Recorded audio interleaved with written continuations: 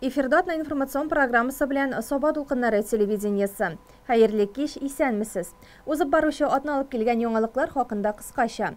Автобабай 2022 бәйгесе өлкән яшьтәге ирләрне машина йөртү осталыгында сынады. Тулы бәхет, парлы шатлык тигез гомер итүчеләрдә генә була. Районыбызның алтын пары Фәүзия һәм Әмин Галәвиевлар 67 ел иңне иңгә куеп яши. Тәрбиячеләр ата-аналардан соң балалар белән күп вакыт үткәргән беренче кешеләр. 27 сентябрьдә алар үзләренең һөнәри бәйрәмнәрен билгеләп үттеләр. Тарихи чыганаклар, экспонат һәм милли йолалар Туган авылым музеенда саклана.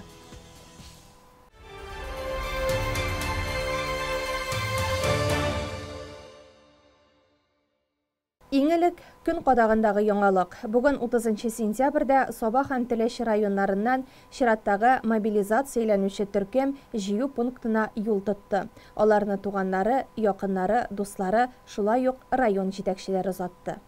Исегезгә төшерәбез, Россиядә Украина территориясендә махсус хәрби операция үткәрү кысаларында өлешчә мобилизация игълан ителде. Бу карарны кабул итү турында Россия президенты Владимир Путин ил халкына мөрәҗәгать иткән вакытта хәбәр итте. Мобилизация чаралары 21 сентябрьдән башланды. Запаста торучылар һәм барыннан да элек Россия кораллы көчләр сафларында хезмәт иткән ир-егетләр өлешчә мобилизацияләнергә тиеш. Барлык мобилизацияләнгән гражданнар да контракт буенча хәрби хезмәт үтүче хәрби хезмәткәрләрнең тиешле түләү статусын һәм барлык гарантияләрен алачаклар. Россиядә өлешчә мобилизация мәсьәләләре буенча 122 номерлы кайнар линия эшли. Шулай ук җавапларны объясняем.рф сайтында да табарга мөмкин. Сорауларга җаваплар Россия Федерациясе оборона министрлыгы вәкилләре тарафыннан әзерләнә.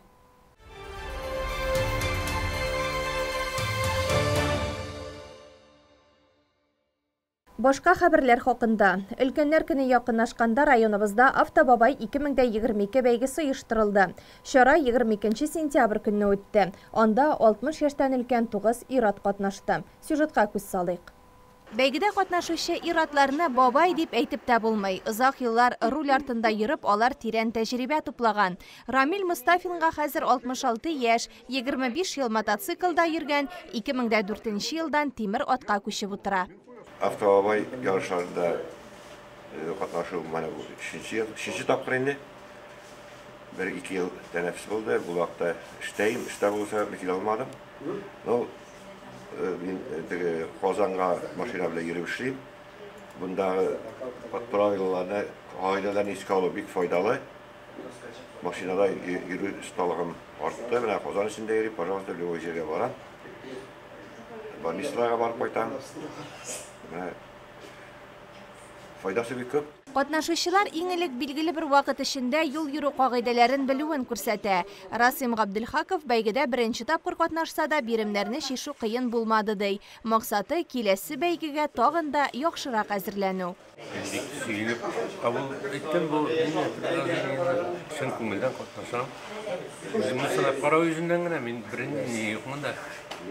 Бискарысын сөйли. Биремнәр авыр булдымы? Yok, ben bitini oynap para verem.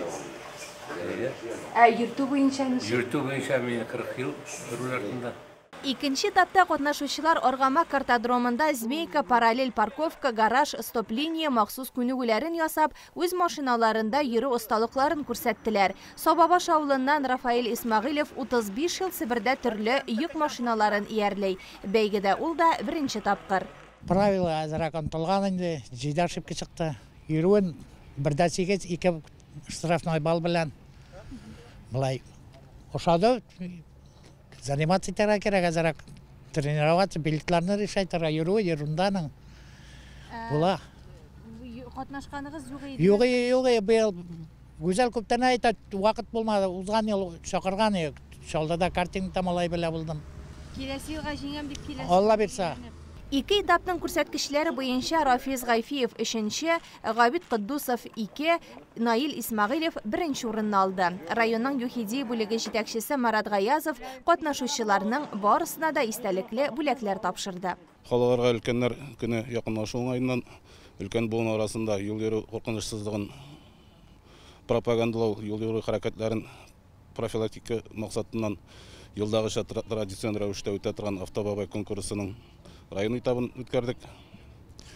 әлі конкурста қатнашушылар жол еру қағидаларын шештілер, өздерінің фигурный важный жасадылар. Аларға актив қатнашқандар үшін зор рахмет айтасыз келе. Исәнлік саулық, юлларда өрнек болып, исән сау ерулерін тілеп қалам. 30 сентябрь көнне Казан шәһәрендә бәйгенең зона, 3 октябрь көнне республика туры узачак. Юлларда исән-имин йөрергә язсын. Өлкән кешеләр безнең әти-әниләребез, әби-бабайларыбыз, хезмәт юлын лаеклы узган ветераннарыбыз. Алар бик күп авырлыклар күргән, дөньяның ачысын төшесен татыган кешеләр. Узак еллар иңне иңгә куеп яшәгән парларга карап күңел сөенә, җанда горурлык хисләре уяна. Алдагы репортаж Түбән Шытсу авылыннан әзерләнде. Түбән Шытсу авылында Фәүзия һәм Әмин Абыйгаләвиевләр 67 ел инде иңне иңгә куеп барлык гомер кичерәләр. Аларның бүген дә хәрәкәттә бәрәкәт дип яшәп яткан көннәре. Тавык чебешләрен карап керәләр, чишмәгә суга барып кайталар, бакчадагы эшләрне дә балалар кайтканчы дип битереп куярга тырышалар. Бу көннәрдә алар күңел белән үткәннәргә әйләнеп кайталар, хатирәләрне яңарталар. Шушындый авырлыкларга ничек түздек икән дип гаҗәпләнеп куялар. Бик авыр булды инде балакайым. Сугыштан соң бит әле. Сугыштан соң мин укый алмыйча калдым. Мин нодан. Менә дөсен генә әйтим. Укый алмыйча калдым. Сугыш башланды. Әти сугышка китте. 4 бала калдык, әни авырлый. Малайыбыз әтине сугышка башланган көннә киттеләр. Сентябрьнең 15-ендә энебез тулды. 3 көн торуга әни баланы табып эшкә алып чыгып киттеләр. Хәзер укырга барсам, ул бала ялгыз кала бит. Әни әйтте, отагыз кайтканча үстәргә кирәк безгә.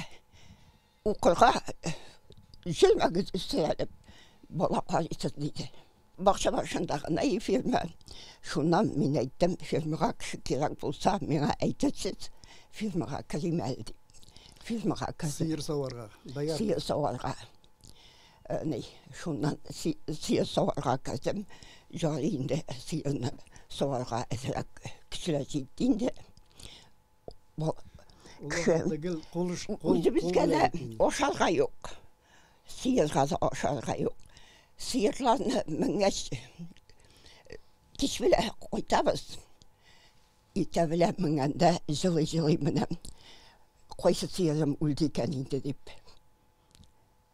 Соламны бүлеп, кеше сайын бүлеп шүмәләйтеп куябыз да, бу кемгә дип кычкыртабыз.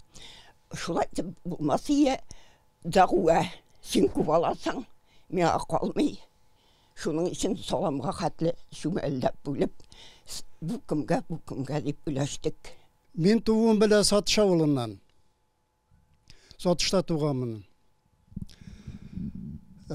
Сатышта туганмын 31 елны.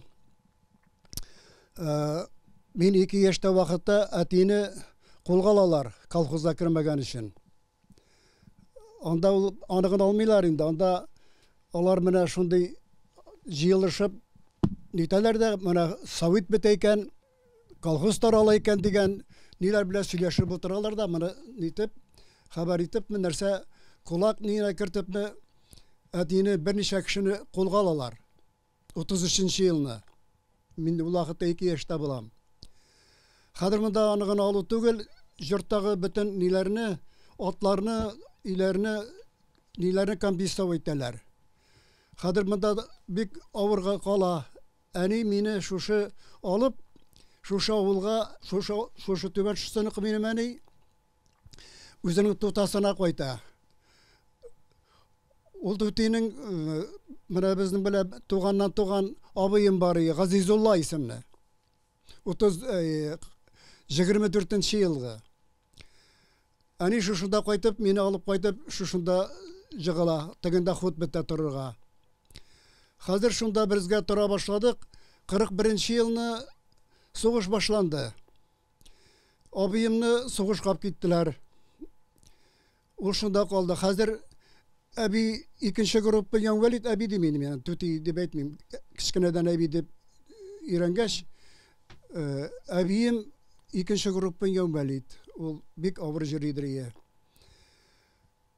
Хәзер без шуның белән бергә тора башладык. Абыйны сугышка алдылар. Абый шокыйы кайтмады.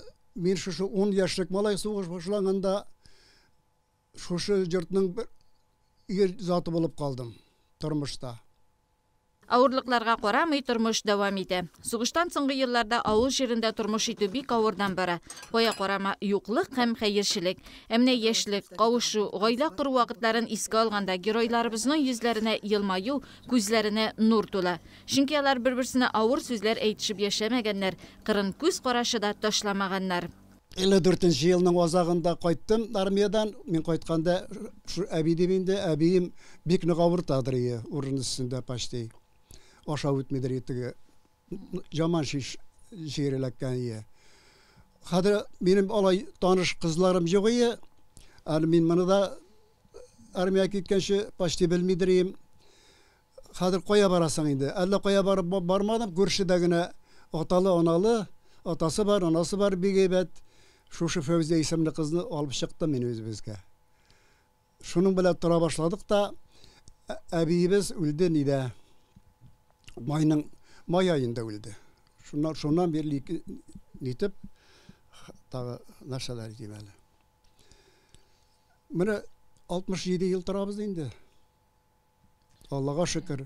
Бик әйбәт булды, Аллага шөкер. Бик тату яшәдек, шушы яшькә иттек. Икебез дә ул яшьтә. Бик тату яшәдек. Йортыбызга bir nindi söz gelmedi. Allah'a şükür mınca. Allah'a şükür. Bir nindi isim gelmedi. Şaktığa gittik bir şaktıda. Kişiler okşa ulakıtta kulğa okşa birileri şaktıda. Okşalarla kişi koysa koya taralıp biteler de isim okşalarını yuvaltıp kaytalar. Kişiler. Babayım bir kaçanda alaytıp gelmedi. Allah'a şükür, yıllarga tanışlık bulsun. Şuna suyunup bitalmayız, Allah'a şükür. Галәвиевләр гаиләсе язмышында шактый тормышы айрым урын алып тора. 1964 елда алар Пермь якларына шактыга эшкә китәләр. Шушында алар акчага тиенеп, аякка бастык диләр. Ләкин туган як барбер аларны үзенә тартып кайтара. Кайткач та эштән, авырлыктан курыкмаучы гаилә авыл тормышы белән яши башлый. Мал-туар асрыйлар, йорт-җирне бөтен әйтәләр. Үзем эшләдем мин Балташы. Менә теге үй турда. Мин 32 ел шунда иткәнче теге үйне эшләп киткән идем. Яңа ял ул. Ана тегесе. Моны энебез бит. Моны инде шуннан мин 25 ел шахтада эшләп чыктым да пенсиягә, хәдис пенсиягә чыкканга 41 ел була инде. 81 елны чыккан идем пенсиягә. Монда авылга 95 елда кайттык без. Апрель ayında. Как раз ул вакытта газ кертәләр, су кертәләр.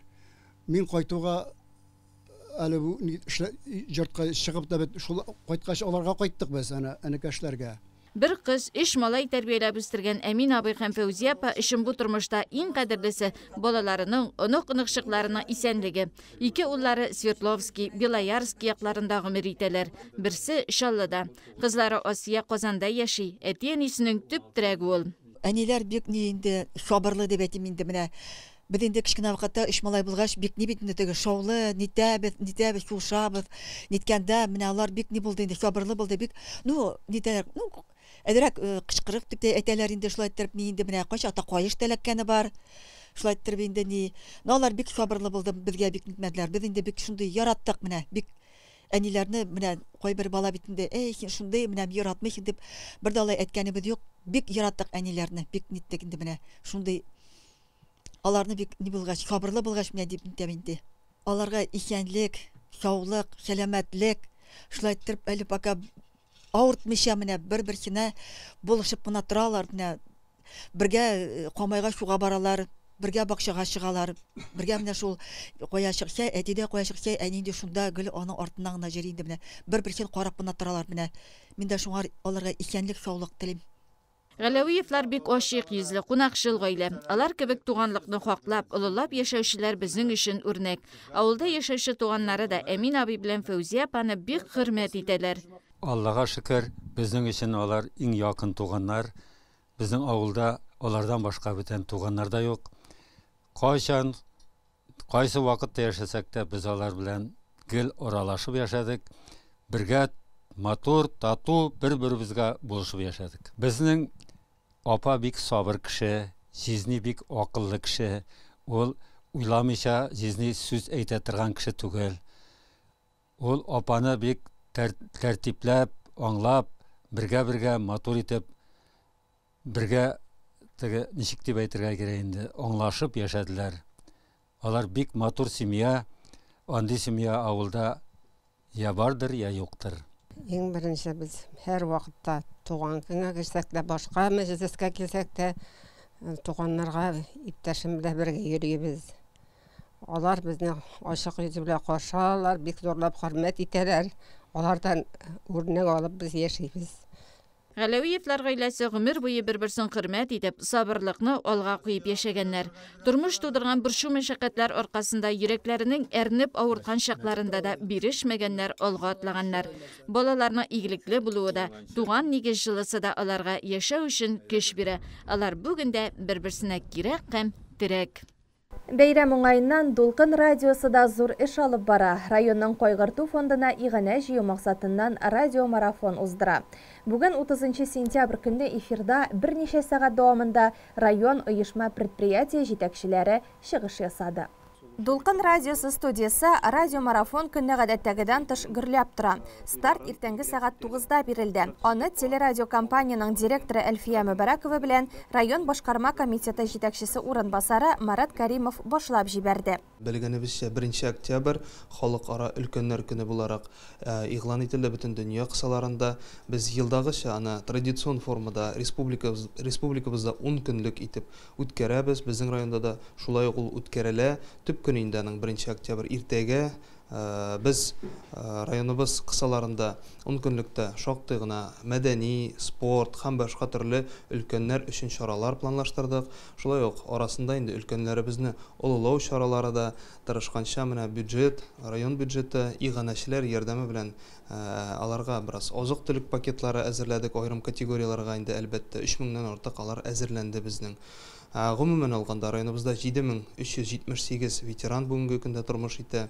Алар безнең әйтергә кирәк иң активлары дип саныйбыз. Без аларга үрнәк буларак карыйбыз һәр вакыт. Алар безнең спорт ягыннан да, мәдәният ягыннан да бик актив тормыш алып баралар.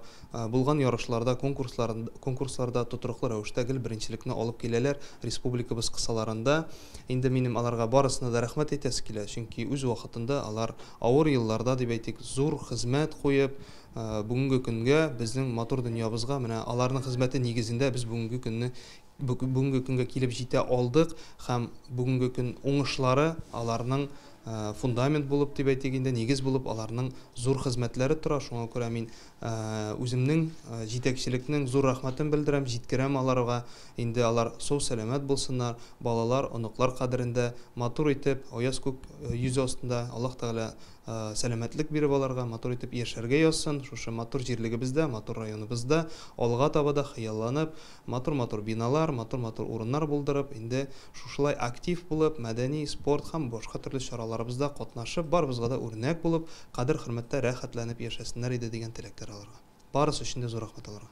Радиомарафон һәм өлкәннәр көне уңаеннан кайгырту фондына акча җыю ул районда урнашкан күптәнге бер матур күркәм традиция. Шуңа күрә без әлбәттә бу традицияны дәвам итәбез, хуплыйбыз.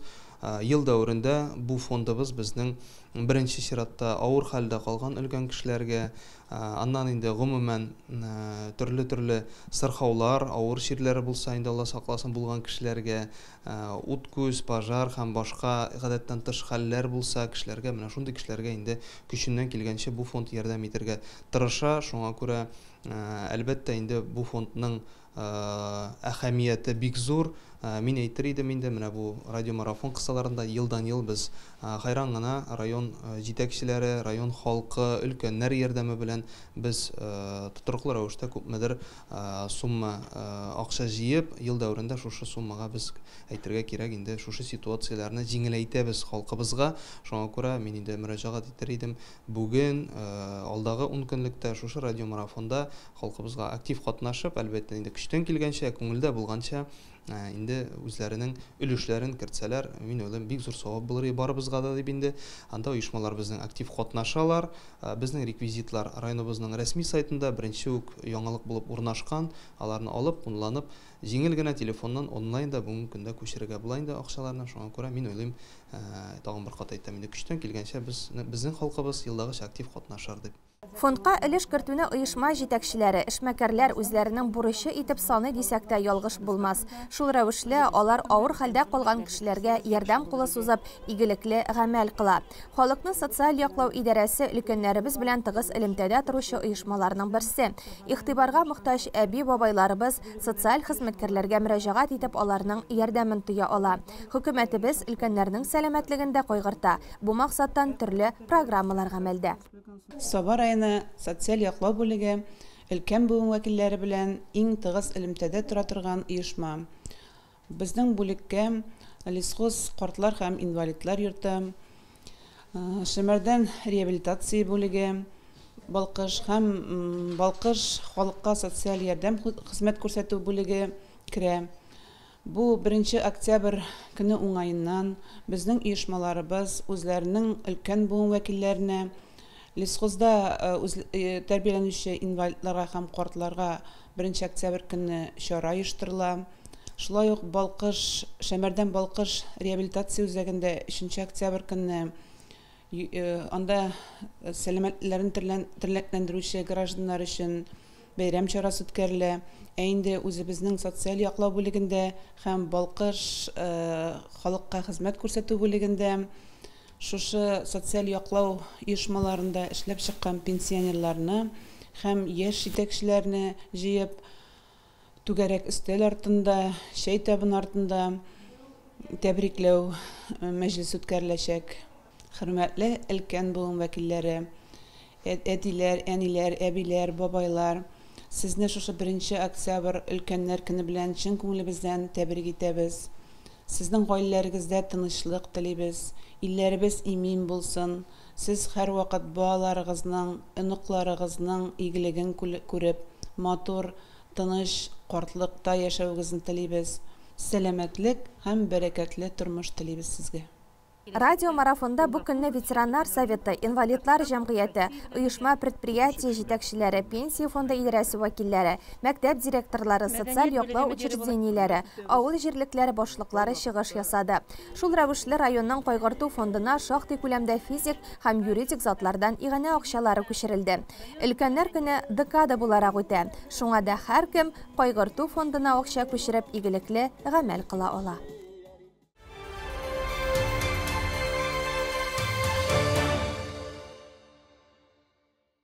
Тәрбиячеләр ата-аналардан соң балалар белән күп вакыт үткәргән беренче кешеләр. Алар безнең балаларны тәрбияләүгә үзләреннән зур өлеш кертәләр. Шушы изге һөнәр ияләре бу атнада 27 сентябрьдә үзләренең һөнәри бәйрәмнәрен билгеләделәр. Соннарга килсәк, районыбызда 45 балалар бакчасы эшләп килә. Барысы 2004 бала аларда белем күнекмәләре һәм тәрбия ала. 221 педагог хезмәт куя. Чәчәкләр кочагына сыйынган күбәләк балалар бакчасы. Ул Олы Кибәше, Кече Кибәше, Төбәк авылларының нәниләрен тәрбияләүче якты бина. Аларны һәркем биредә әниләре кебек тәрбияче апалары каршы ала. Күңелле көн шулай башлана. Хәерле көн, балалар. Исәнмесез? Хәерле көн миңа да, хәерле көн сезгә дә, сиңа да. Хәерле көн сезгә дә, хәерле көн безгә дә. Диләрә Фаат кызы Мөхәммәтшина һәр сабыйның күңеленә ачкыч таба алучы тәрбияче. Ул 2009 елдан биредә эшли. Һөнәри баскычын укытучы булып башлаган ханым тәрбиячелек юнәлешенә борылыш ясауына һич кенә дә үкенми. Кечкенәләр белән эшләү минем язмышым ди. Мин язмышыма рәхмәтле. Мин балаларны бик яратам, һәм шушында инде балалар бакчасында 13 ел балалар тәрбиялим. Алар мине яраталар дип уйлыйм инде. Эшемә җаваплы карыйм. Балаларны яратып, хезмәттәшләремә хөрмәт белән бергә матур итеп эшлибез. Тәрбияче һөнәре катлаулы авыр һөнәр дип әйтергә мин. Бала тәрбияләгәндә без табиб та булабыз. Без психолог та булабыз, без педагог та булабыз. Шул ук вакытта без рәссам да, артист та, без бөтен һөнәр иясен үзебезгә туплаган хезмәткәрләр дип уйлыйм мин. Тәрбияче хезмәте авыр һәм фидакар хезмәт. Ул даими рәвештә һөнәри яктан камилләшү, көч, энергия һәм бик зур сабырлык сорый. Балаларны олы тормышка әзерләүдә дә аларның өлешләре бик зур. Матур сөйләшү, кашык тотып ашау, кайчы тотып кисү, барысы да тәрбияче апаларының тырышлыгы белән җайга салына. Менә шушындый матур алъяпкычны без сезнең белән хәзер менә минеке төсле итеп ясыйбыз. Диләрә Фаат кызының педагогик эшчәнлек юнәлеше балаларга милли гадәтләр, йолаларны өйрәтү асылын берләштерә. Менә бүгенге шөгыльләрендә дә зурлар һәм мәктәпкә әзерлек төркеменә йөрүче малайлар-кызлар татар кызларының алъяпкычын үз күзаллаулары иркендә милли бизәкләр белән байыттылар. Дәрес, уен тагын да кызыклы борылыш алып келәмгә күчте. Тәрбияче апалары аларны татар милли ашлары белән таныштырды. Табын ризыкларын исемләп белүләре бик күңелле күренеш.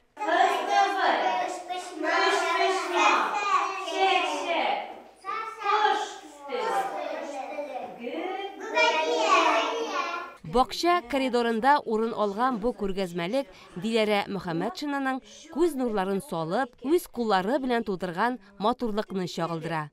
Ул бу хезмәте белән тәрбиячеләрнең республика бәйгесендә катнаша. Борын заманда яшәгән бер әни. Ул әнинең булган икән балалар 3 кызы. Беренче кызы үскәннәр, кызлар икенче кызы, өченче кызы. Буй җиткәннәр, матурланганнар, чибәргәннәр һәм бер артлы кияүгә чыгып киткәннәр. 3 кыз дип исемләнгән барыбызга да таныш татар халык әкияте геройлары төрле экспонатлары белән күз алдыбызда. Һәр курчак, һәр элемент милли үзенчәлекләрне исәпкә алып ясалган. Үз һөнәренең остасы булган тәрбияче менә шундый оста һөнәрче дә әле. Монда мин әни өчен, менә ул әнине ясаганда мин аның гәрәбе муенса такканында истә тоттым.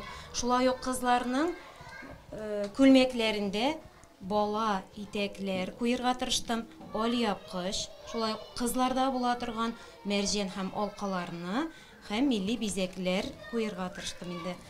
Тырышлык бушка китми. Диләрә Мөхәммәтшинаның шушы хезмәте республика бәйгесендә мәртәбәле 1нче урынга лаек була. Район, авыл, коллегалары өчен бик куанычлы җиңү. 2022 елда республика күләм иң милли тәрбияче конкурсы уздырдылар һәм мин шушы конкурста бик теләп катнаштым. Мин бу конкурска үземнең дидактик уенымны тәкъдим иттем. Бөтен күрсәтмә материалларымны миллилеккә көйләдем. Мин аны ясаганча, аны башта тышын оформлять иткәндә үк инде, тышын ясаганда ук мин милли бизәкләр кулландым. Милли төсләр кулландым. Һәм уенда дагы миллилек чагыла. Карап китик. Мин менә шушы уенымны милли килем дип атадым. Ул менә шушындый 9 кисәктән тора торган килем һәм бу килемгә 9 кисәк өлештән тора һәм мин аларга ябыштыргычлар куйдым. Балаларга белем бирүдә күрсәтмә материаллар өстенлеккә ия. Алар кулга тотып, күз белән күреп, мәгълүматны яхшырак истә калдыра. Тарихи асылыбызны барлаганда бигрәк тә. Балалар бу уеннар белән милли киемнәрнең, милли ризыкларның, милли бизәкләрне исләрендә калдыралар. Аларның бизәлешләренә игътибар итәләр. Исемнәрен истә калдыралар. Балаларга менә шулай милли тәрбия бирдек. Минем өчен иң сөенечлесе, минем менә шушындый җыентыкта 2 сценарием чыкты. Һәм менә шушы җыентыктагы сценарийларны башка балалар бакчасындагы тәрбиячеләр дә куллана алалар. Менә шунысы мине сөендерә дә инде. Коллективта менә шундый талантлы хезмәткәрләр булу минем өчен зур табыш, ди бакча мөдире Сирина Хәбибуллина. Бүгенге көндә алар кулы астында биредә 30 бала тәрбияләнә. Диләрә Фатымна чын күңелен барлык тырышлыгын куеп эшли. Бергә эшләгән вакытта да, аерым гына эшләр башкарган вакытта да инде ул читенсенеп тормый, кушкан барлык эшне төгәл итеп башкара, ахырына хәтле җиткерә. Үз эшенең остасы. Мин бик бәхетле шундый тәрбиячеләрем булуга. Диләрә Фатымна, Лейла Фәниловна, Рушания Садуловна минем уң кулларым дип әйтсәм дә була. Миңа алар белән эшләү рәхәт. Шундый тәрбиячеләр булганга, минем үземә дә шушы эшне башкару бик җиңел бирелә.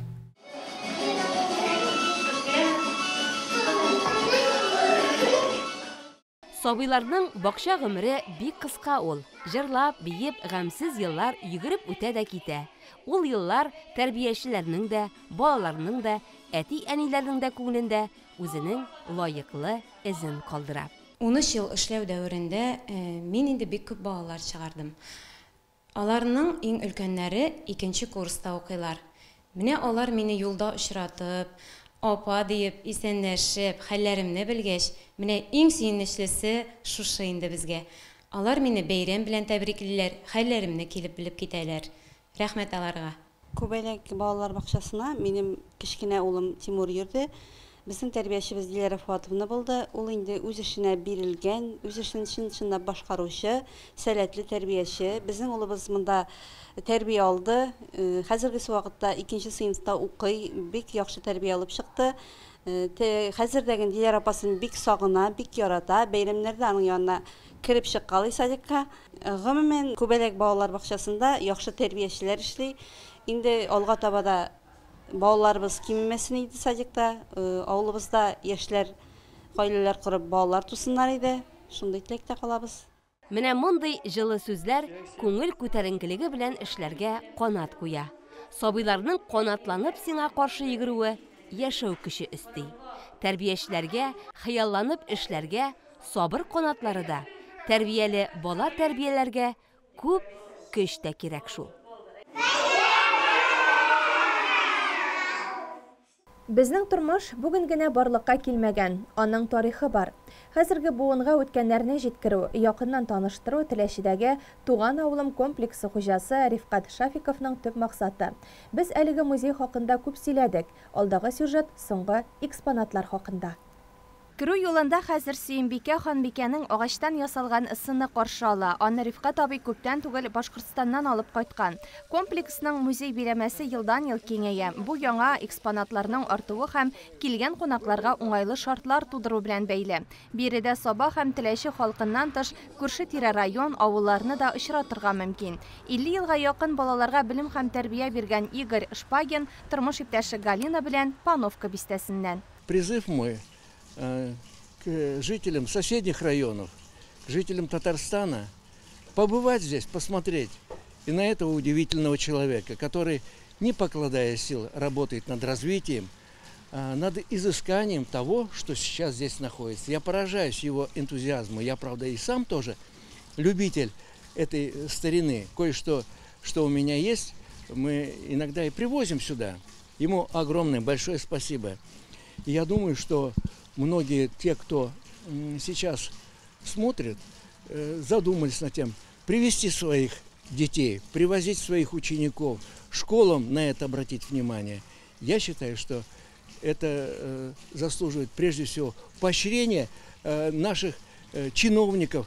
Обязательно надо дать Рифкату Абыеву здесь не одну, а может быть несколько ставок для того, чтобы это все. Но он один не может, в силу физических своих невозможностей за всем этим следить, но он следит и делает. и помогать ему надо. Су һәм җил тегермәне, борынгы эш кораллары, җиһазлар, көнкүреш кирәк-ярак арасында барысында очратырга мөмкин. Уйга чумып утырган Ленинны да беренче карашка чын дип уйларлык. 55 елгы мотоцикл иң өлкәне, Волга машинасы биредә күптән түгел барлыкка килде. Монда инде менә Волга машинасы, ул инде йөри, моның белән любой җиргә барып, аппаратларга газ 51 машинасы инде Советлар Союзы вакытында машина инде шуның белән bütün yükünü Sovetlar Soyuzu boyunca onlar gaz 52 motosikleler 1955 yılı motosikleler var. Bunlar barda yürüy turgan indi. Yıl sayın paradlarga çıkabız. Türlü мероприятияларда катнашабыз. Тимерче алашыгы кунакларга иң кызыклы урын. Элек-электән каравылчы, мал караучы, Тимерче йорты авылда ир-егетләр, малайлар җыелып сөйләшеп утыра торган танлыклы урын булган. Рифкат абый хәтерендә дә шулай сакланып калган ул. Бу өйне балача хатирәләрен яңартып барлыкка китергән. Тимерче самовар, күмер үтүкләрен төзекләндергән, ат дагасы ясаган, чалгыларны таптаткан вакытта ир-егетләр сугыш хатирәләре белән уртаклашып сөйләшеп утырган. Йорт янындагы тегермән ташы, өрдергеч, зурташ, сандал барысы да үткәнгә алып кайта. Бу президентыбыз Рөстәм Нургалиевичның Миннехан бабасы кулланган дегет чиләге, кыскыч улы Нургали абыйныкы. Иң борынгы экспонат менә бу кистә булырга тиеш. Аны татарларда икенче төрле чукмар, гөрди дип тә атыйлар. Хәзер Рифкат абыйның хыялы музей экспонатларыннан бер урам барлыкка китерү. Ашык һавада борынгы татар авылының бүтән булган җиһазларын, зданияларын, например, медпунктмы, башлангыч мәктәпме, силмакмы, именно Теләче базарын урнаштырга. Теләче базары инде ул электән бик данлыклы базар булган. Монда бүтән Рәсәйдән килеп сәүдә иткәннәр атналар буенда, монча ятып инде ул менә шуны эшләмәсә дә күрсәтә торган итеп алга таба эшләргә инде Алла берсә. Рифкат абый халкыбызның тарихи чыганакларын, милли йолаларын саклап буыннан буынга тапшыручы. Кайсы гына әйберне кулга алма, анда тарих чагыла. Бизәнү әйбереме ул, сугыш чыры-хатларымы, элекеге йорт җиһазымы. Советлар Союзында яшәгәннәр монда кире үткәннәргә кайта. Бу ил белән алар һаман да горурланып яши. Мы из Советского Союза, из страны, которой нет. Но мы выросли, мы ее любили, мы ей гордились. И вот эта ностальгия, вот по всему, она здесь как-то восстанавливаешь то время, и время оживает. Вот понимаете, мне что нравится, вот смотрю я на часы, вот на эти, вспоминаю соседку, у нее были такие часы. Смотрю я на люльку, у меня двоюродные братья выросли, их воспитали, бабушка моя выненчила в такой люльке. Печку смотрю, это у моей у другой бабушки такая печка была, где мы лежали, где мы грелись. То есть вот любой предмет, я возьму, и он оживает. И вот это вот, он не просто для меня предмет, а это моя жизнь. Вот лоскуточек моей жизни. Это люди, которые рядом были в моей жизни, участвовали в моей жизни, как-то оказывали влияние на мою жизнь, формировали меня, воспитывали меня. Игорь Шпагин әтисенең моряк киемен алып килгән. Мондый экспонат музейда бердән-бер. Буквально перед тем, как ехать, да, у нас он был. Это форма моего папы, 38-й год. Он был военным моряком, в военное время он служил там, уже в качестве офицера, был начальник бригады прожектористов. Когда, значит, вход во Владивосток, есть русский остров, и там, соответственно, значит, охрана была для того, чтобы не пропустить в случае, значит, нападения японцев, надо было круглые сутки вести наблюдение за ночным небом, естественно, в дневное время. Гимнастерка и, соответственно, это значит... Летняя форма. Летняя форма, да. И... Ой, огромное спасибо. Музейлар кешелек дөньясы, халык, милләт хәтергенә түгел, килгән кешеләрне тәрбияләү, аларга тәэсир итү чарасы да. Борынгы самовар, гармуннар, комганнар, чабата, колхоз рәисе почмагы, тарихи байлыкка, мәгълүматкә таң калырлык. Гына соңгы вакытта гына менә табылган экспонатлар, яршалдан алып кайттым, Саратовский гармон. Бу инде элек сирәк гармончыларда була торган, бу 2 якка да бер гармончының бик ұсталары. Аннары мына bu чайник тоже бұрынғы чиста бронзадан енді мына зор шәһәсләр генә işe alğanmındı çayniklerden. Çünkü bronza bundan birinde okista nide yok. Yanında mına Nemis soldatının soğuştan koyduğun flagısı bu nomerli mına. Onun neçe gidip kış günü soğutmazsa jay günü salkın kişer tutsa deyip giyizler yasaganlar neden. Kerosin lampası bu indi big zor boylardağına bolgan big burunga bunun эмблемасы бар менә. Эшли. Бұрынғы қол сепараторы, кино күрсәту, итек басу жайланмасы, бырғылар һәм башка күп төрле станоклар, зоопаркта төрле кошлар, җәнлекләрне күрергә була. Күлдә аккыш, кыр үрдәкләре йөзә. Мең кат ишеткәнче бер тапкыр күрүең яхшы. Туган авылым комплексы һәркемне үзенә чакыра. Безнең чираттагы материал реклама хукукында урын ала.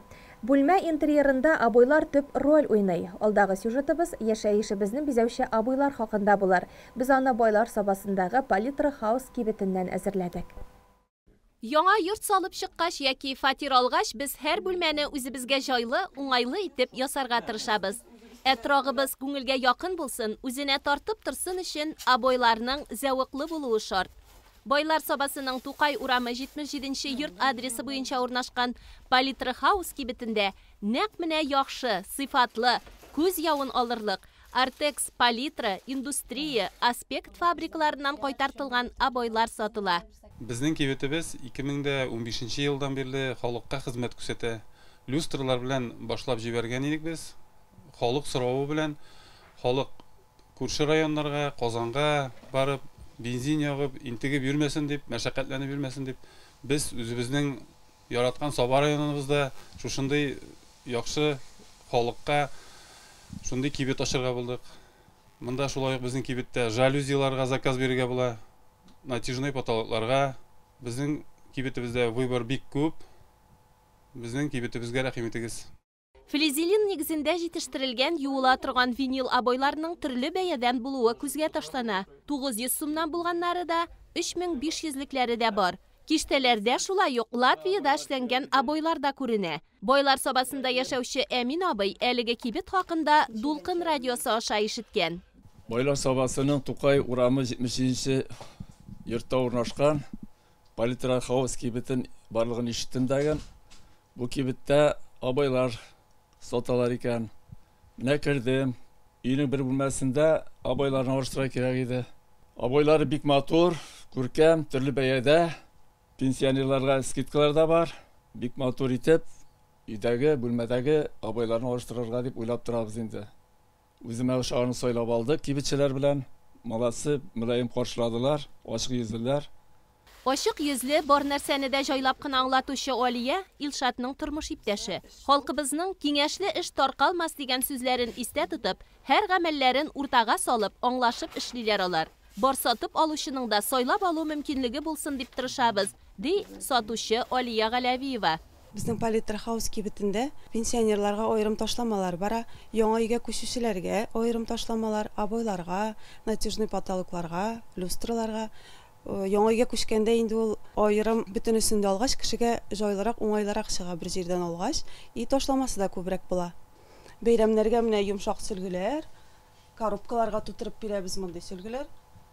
Палитра хаус кибете байлар сабасының үзәгендә урнашкан. Өстәвенә машина кую өчен парковка да бик уңайлы. Биредә шулай ук ташламалы картага ия булырга һәм бүләккә сертификатлар да сатып алырга мөмкин. Хөрмәтле телевизор караучылар, безнең атна информацион программасы шуның белән ахырына якынлашты. Чыгарылышны экраннарда күрсәтелүче сылтамаша кабатлап карый аласыз. Барлык өлкәннәребезне иртәгә булачак бәйрәм белән тәбрик итәбез. Бәхетле картлык, кадер-хөрмәттә яшәвегезне телибез. 3 октябрь көнне көндезге сәгать 10-да Илвина ресторанында алтын парларны тәбрикләү тантанасы үтәчәк. Анда 50-60 ел бергә гомер сукмагыннан атлаучы парлар хөрмәтләнәчәк. Якыннарыбыз исән сау булсын, яхшы яңалыклар көтеп яшик. Киләсе очрашуларга кадәр сау булыгыз.